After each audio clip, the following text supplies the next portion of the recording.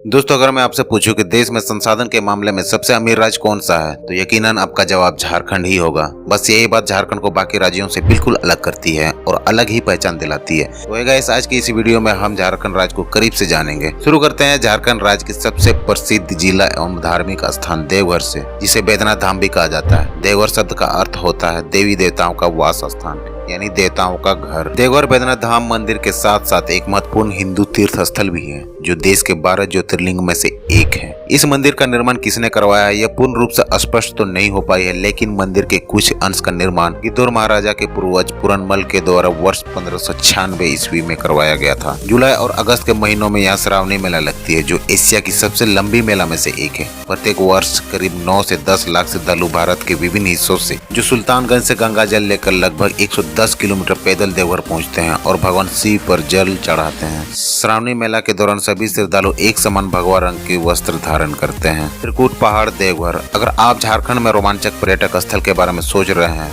त्रिकुट पहाड़ आपके लिए एक बेहतरीन विकल्प है। त्रिकुट पहाड़ देवघर दुमका रोड पर स्थित है, जो कि देवघर से करीब 15 किलोमीटर दूर पर स्थित है। 3 शिखरों का पहाड़ होने के कारण इसे त्रिकुट नाम से जाना जाता है। इस पहाड़ की ऊंचाई जमीन से लगभग 1300 फीट है, जिस पर चढ़ने के लिए रोपवे का इस्तेमाल किया जाता है, जो पर्यटकों को खास तौर पर अपनी ओर आकर्षित करता है। त्रिकुट रोपवे झारखंड का ही नहीं बल्कि भारत का सबसे ऊंचा रोपवे है, जो 44 डिग्री की कोण की तीखी चढ़ाई पर चढ़ाई करती है। रोपवे की कुल लंबाई 766 मीटर है। हाल ही में हुए भयानक रोपवे हादसे में 3 लोगों की जान चली गई थी और 45 से अधिक लोगों को सुरक्षित बाहर निकाल लिया गया था। दरअसल दोस्तों, क्षमता से अधिक ट्रॉलियों को प्रयोग में लाने के कारण रोपवे की रस्सी टूट गई थी। झारखंड के आदिवासी। झारखंड की पहचान झारखंड के आदिवासी जनजातियों से ही होती है। झारखंड में मुख्य रूप से संथाल, मुंडा, उरांव, हो आदि प्रमुख जनजातियां हैं। इसके अलावा यहाँ अनेक प्रकार की जनजातियां भी वास करती हैं।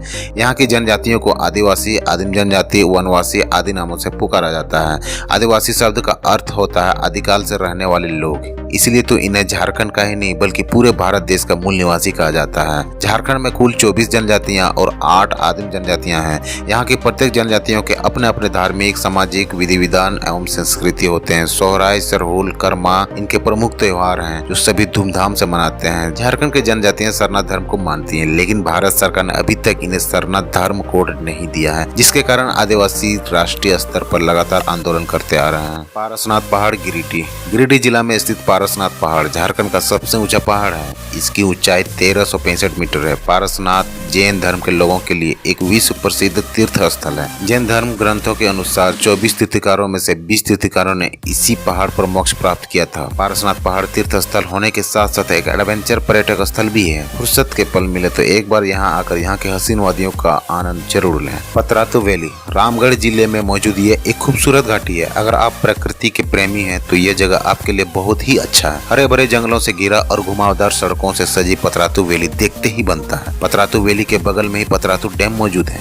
जहां पर्यटकों की दृष्टि से काफी डेवलप किया गया है। यहां आप बोटिंग का भी आनंद ले सकते हैं। यहां पतरातू वैली और पतरातू डैम दोनों ही पर्यटकों को अपनी ओर बहुत ज्यादा आकर्षित करते हैं। नेतरहाट क्यून ऑफ छोटा नागपुर। स्थानीय भाषा में नेतरहाट का मतलब होता है बांस का बाजार। ग्रामीण बताते हैं कि बांस की अधिकता के कारण इस स्थान का नाम नेतरहाट पड़ा है। इसे क्यून ऑफ छोटा नागपुर भी कहा जाता है। नेतरहाट का सनसेट और सनराइज देखने के लिए देश भर से पर्यटक यहाँ आते हैं। पहाड़ों की ऊंची ऊंची चोटियों और खाइयों से यहाँ की सुंदरता देखते ही बनती है। नेतरहाट में स्थित नेतरहाट आवासीय विद्यालय को झारखंड का शान माना जाता है। झारखंड राज्य में बोर्ड की परीक्षा हो और प्रथम 10 स्थान पाने वाले अधिकांश विद्यार्थी इस विद्यालय के न हो, ये हो ही नहीं सकता। मासांजोर डैम दुमका।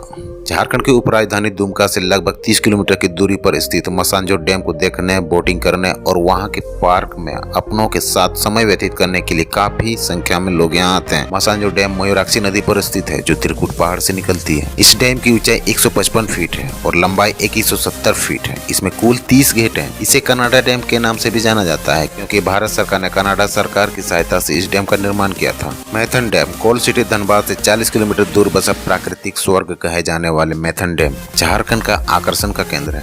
हर एक साल नव वर्ष के अवसर में मैथन डैम को दुल्हन की तरह सजाया जाता है। वैसे तो सालों भर इस डैम में पर्यटकों का आना जाना लगा रहता है, लेकिन दिसंबर और जनवरी के महीनों में इनकी संख्या में भारी बढ़ोतरी हो जाती है। मैथन डैम में पर्यटकों को लुभाने के लिए यहाँ नौका विहार, सुंदर फूलों का बगीचा और दूर दूर तक पानी ही पानी देखने को मिलता है। जमशेदपुर शहर स्वर्ण रेखा नदी के तट पर बसा टाटा जमशेदपुर शहर का इतिहास बेहद गौरवशाली रहा है। इस शहर का स्थापना स्वर्गीय जमशेद जी नुस्सेरवानी भगवान जी टाटा ने किया था। इसे झारखंड का ही नहीं पूरे भारत देश का औद्योगिक शहर भी कहा जाता है। इस शहर का वर्तमान जितना समृद्ध है उससे कहीं ज्यादा दिलचस्प इसके बनने की कहानी है। आज का जमशेदपुर कभी साक्षी नामक एक छोटा सा आदिवासी गाँव हुआ करता था। फिर देखते ही देखते ये छोटा सा गाँव कब भारत का एक समृद्ध व्यापारिक केंद्र बन गया पता ही नहीं चला। सन 1907 में महज 2 करोड़ रुपए की पूंजी से Tata iron and steel company की स्थापना हुई थी और देखते ही देखते इस कंपनी ने अपने किन किन बुलंदियों को छुआ है ये शायद मुझे बताने की जरूरत ही नहीं। Jubilee park Jamshedpur Mughal garden के रूप में लोकप्रिय खूबसूरत जुबली पार्क एक सुंदर पिकनिक स्थल है। मैसूर के वृंदावन से प्रेरित यह गार्डन शहर में जॉगर्स और साइकिलिंग के लिए काफी लोकप्रिय है।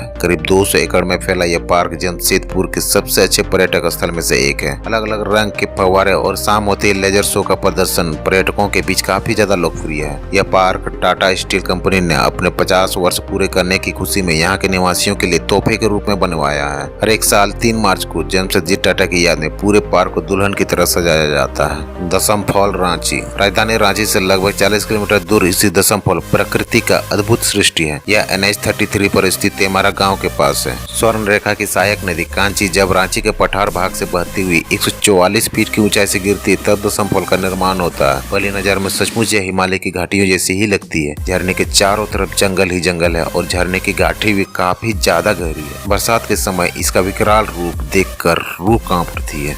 बिरसा जूलॉजिकल पार्क रांची के ओरमांझी स्थित भगवान बिरसा मुंडा जैविक उद्यान को देश के 10 बेहतरीन चिड़ियाघरों में शामिल किया गया है। अब इस चिड़ियाघर को विश्व स्तर पर विकसित किया जाएगा। इसमें 1400 से अधिक वन्य जीव और पक्षी हैं। इसमें करीब 85 प्रजाति के जीव जंतु हैं। यह चिड़ियाघर 104 हेक्टेयर वन क्षेत्र में फैला है। अपने परिवार के साथ सुखद अनुभव लेने के लिए एक बार जरूर जाएं। महेंद्र सिंह धोनी झारखंड ही नहीं पूरे भारत की शान। भारतीय क्रिकेट टीम के पूर्व कप्तान महेंद्र सिंह धोनी को कौन नहीं जानता, जिन्होंने भारत को 2 विश्व कप दिलाए और अंतर्राष्ट्रीय मंच पर अपना एक अलग ही पहचान बनाई। इनका जन्म झारखंड की राजधानी रांची में ही हुआ है। तो दोस्तों आज के वीडियो में बस इतना ही। वीडियो कैसी लगी कमेंट करके जरूर बताइएगा और इस चैनल को जरूर सब्सक्राइब कर लीजिएगा।